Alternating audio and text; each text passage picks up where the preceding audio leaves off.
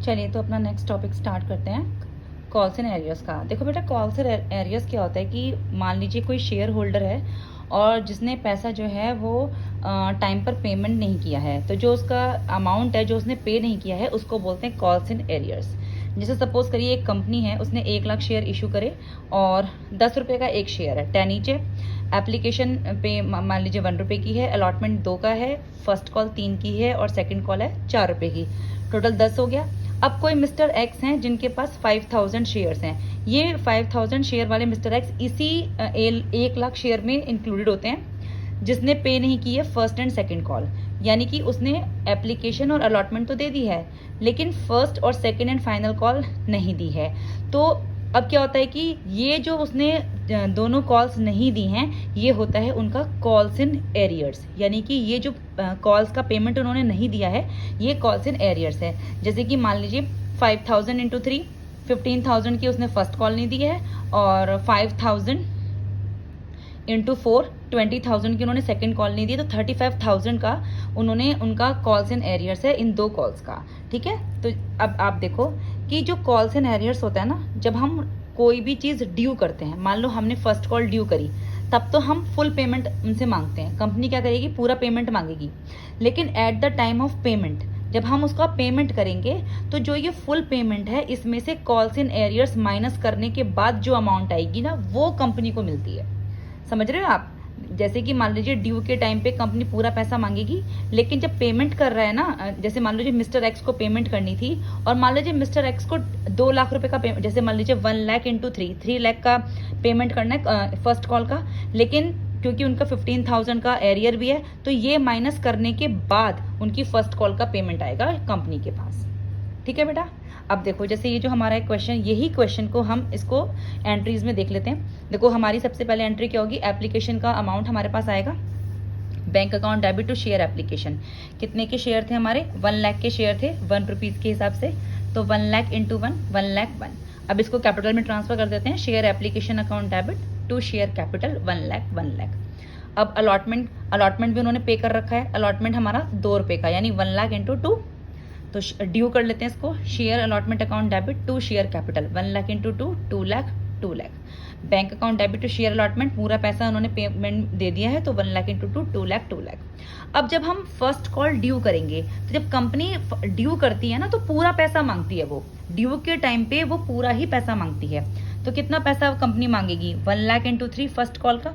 तो देखो, share first call account debit to share capital 1 lakh into 3 lakh 3 lakh. लेकिन क्योंकि यहाँ लिखा हुआ था कि मिस्टर एक्स जिनके पास 5000 शेयर्स थे, उन्होंने फर्स्ट एंड फाइनल कॉल नहीं दी, तो 5000 के हिसाब से फर्स्ट कॉल 3 रुपये का है, तो 5000 इंटू 3, 15,000, यानी कि फर्स्ट कॉल पे मिस्टर एक्स ने 15,000 नहीं दिए। तो देखो ये आ जाएगा हमारा bank account debit, calls and arrears account debit to share first call. यहाँ पर कॉल्स एंड एरियर्स को हम डेबिट करेंगे। ठीक है बेटा, क्या करेंगे, कॉल्स एंड एरियर्स को हम डेबिट करेंगे। ड्यू तो हमने पूरी कॉल से की है, 3 लाख पूरे अमाउंट से की है, 3 लाख 3 लाख। अब देखो, क्योंकि यहाँ पे टू शेयर फर्स्ट कॉल हमें 3 लाख रुपए ही पेमेंट करना था, कंपनी के पास पेमेंट आना है, लेकिन क्योंकि 5000 इंटू 3 रुपये का है ना फर्स्ट कॉल, तो 5000 इंटू 3 उन्होंने पेमेंट नहीं किया, तो वो कॉल्स एंड एरियर्स में चला गया उनका, और बाकी जो रिमेनिंग बचता है बैंक अकाउंट डेबिट 2,85,000, ये कंपनी ने रिसीव किया है। ठीक है बेटा, अब देखो सेकंड कॉल ड्यू करते हैं, तो वो है 1 लाख इंटू 4। तो ये देखो, share second and final call account debit to share capital, due में कंपनी पूरा पैसा मांगेगी, 1 लाख इंटू 4, 4 लाख 4 लाख। लेकिन जब पेमेंट करने की बारी आई, तो देखो ये मिस्टर एक्स जिनके पास 5000 शेयर थे, इन्होंने सेकंड कॉल भी पेमेंट नहीं की, यानी 5000 इंटू 4, 20,000 का पेमेंट इन्होंने सेकंड कॉल पर भी नहीं किया है। तो अब देखो, bank account debit, calls and arrears को हम डेबिट करेंगे to share second call. Payment तो कंपनी को 4 लाख ही आना चाहिए था, लेकिन क्योंकि 5000 इंटू 4 का एरियर है मिस्टर एक्स का, तो ये पैसा उन्होंने दिया नहीं, ये कॉल्स एंड एरियर्स में चला गया, तो कंपनी ने कितना रिसीव करा है, सिर्फ 3,60,000।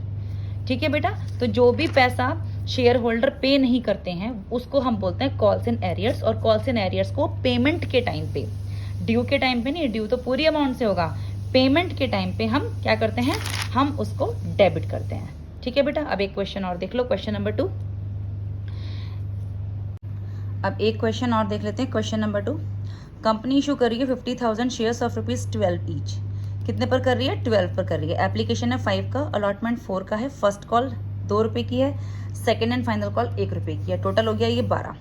अब कोई मिस्टर एक्स हैं जिनके पास 10,000 शेयर्स हैं, उन्होंने पे नहीं किया है allotment first and final call.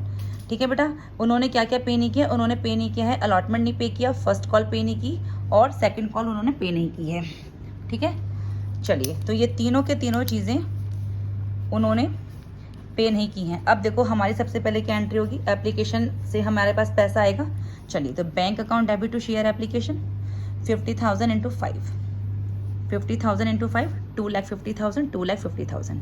अब इस पैसे को शेयर कैपिटल में डाल देंगे। Share application account debit to share capital 50,000 into 5 2,50,000, 2,50,000। अब अलॉटमेंट ड्यू करो। ड्यू हमेशा फुल अमाउंट से होता है। Share allotment account debit to share capital कितने का है, 50,000 इंटू 4, अलॉटमेंट 4 रुपये का है, 50,000 इंटू 4 2 लाख 2 लाख। अब देखो जब इसका पेमेंट करने का नंबर आया तो कोई मिस्टर एक्स हैं जिनके पास 10,000 शेयर्स थे, उन्होंने अलॉटमेंट पे नहीं किया, यानी 10,000 इंटू 4 40,000 का कॉल्स इन एरियर्स है मिस्टर एक्स का अलॉटमेंट पे। तो देखो bank account debit, calls in arrears account debit to share first call. पैसा तो 2 लाख आना चाहिए था, लेकिन 10,000 इंटू 4 का कॉल्स इन एरियर्स है, तो रिमेनिंग जो बचा 2 लाख माइनस 40,000 बैंक अकाउंट में हमने 1,60,000 डाल दिया। ठीक है बेटा, चलिए अब आते हैं फर्स्ट कॉल ड्यू करने पर। Share first call account debit to share capital, तो 50,000 into 2, 50,000 into 2 1 lakh 1 lakh. Payment भी पूरी 1 लाख आनी चाहिए थी। Bank account debit to share first call 1 lakh आनी चाहिए थी, लेकिन इन्होंने फर्स्ट कॉल भी पे नहीं की है, तो 10,000 इंटू 2 20,000 का इनका फर्स्ट कॉल का एरियर है। 10,000 इंटू 2 20,000 का फर्स्ट कॉल का एरियर है, तो 1 लाख माइनस 20,000, तो bank account debit calls in arrears account debit to share first call, तो कॉल्स इन एरियर्स 20,000 का है, तो बैंक अकाउंट डेबिट हो जाएगा 80,000 बैलेंस। अब सेकंड कॉल हम ड्यू करेंगे bank account debit share second call account debit to share capital, तो 50,000 सेकंड कॉल है हमारी 1 रुपये की, तो 50,000 इंटू 1 50,000 50,000। अब मिस्टर एक्स ने फाइनल कॉल भी पे नहीं कर रखी है, तो 50,000 इंटू 1 50,000, तो इनका 10,000 इंटू 1। मिस्टर एक्स के पास 10,000 शेयर है ना, तो उन्होंने सेकंड कॉल भी पे नहीं किया है, तो 10,000 इंटू 1 यानी 10,000 का कॉल्स इन एरियर्स है। तो देखो bank account debit calls in arrears account debit to share second call. पैसा सेकंड कॉल का 50,000 रुपये आना चाहिए था, लेकिन इन्होंने सेकंड कॉल पे नहीं किया, तो कॉल्स इन एरियर्स आया 10,000 रुपये का और 40,000 रुपये का बैंक में बैलेंस आ गया। ठीक है, तो जो भी पैसा शेयर होल्डर पे नहीं करते हैं वो as a calls in arrear हम डेबिट करेंगे at the time of payment, लेकिन ड्यू के टाइम पर फुल अमाउंट लेते हैं। ठीक है बेटा,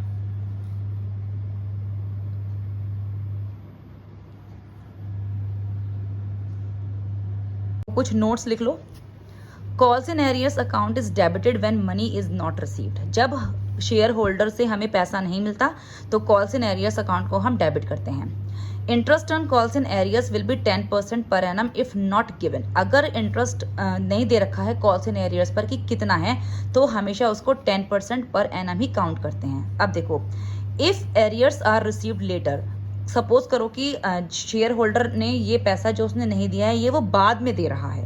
ठीक है, तो if calls in arrears account is not open, अगर हमने calls in arrears account open नहीं किया है तो हमारी एंट्री क्या होगी, जब इनसे हमें पैसा लेटर ऑन आएगा, bank account debit to share first call to share second call. क्योंकि हम कॉल्स इन एरियर्स नहीं लिख रहे हैं, हम उनके नाम लिख रहे हैं। हमने calls in arrears account open नहीं किया है तो हमने उनका नाम लिख दिया, लेकिन अगर हमने क्वेश्चन में कॉल्स इन एरियर्स नाम लिखा है तो हम उसके लिए एंट्री करेंगे bank account debit to calls in arrears, यानी ये पैसा हमें लेटर ऑन आया है।